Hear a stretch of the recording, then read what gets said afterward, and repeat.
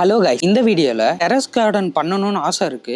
ஆனா எப்படி பண்ணணும்னு தெரியல. அதே மாதிரி ஸ்டார்டிங்ல என்ன செடி வைக்கலாம், எந்த மாதிரி செடி வச்சா உங்களுக்கு ஈஸியாவும் இருக்கும் அப்படின்னு இந்த வீடியோல சொல்றேன். வாங்க வீடியோக்குள்ள போலாம்.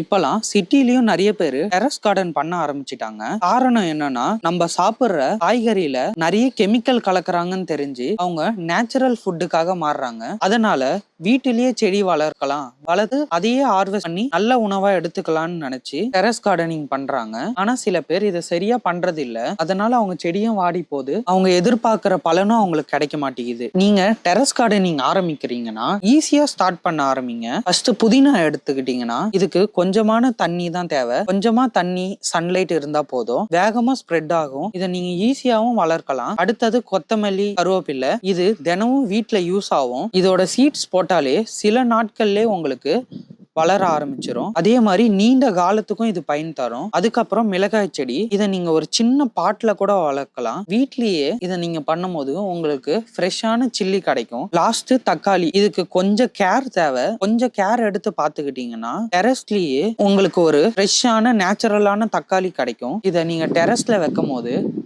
இது உங்களுக்கு அழகையும் கூட்டி தரும். இது வரைக்கும் சொன்ன பிளான்ஸ் எல்லாம் பிகினருக்கு ரொம்ப பர்ஃபெக்டா இருக்கும். அதிக செலவு தேவையில்லை.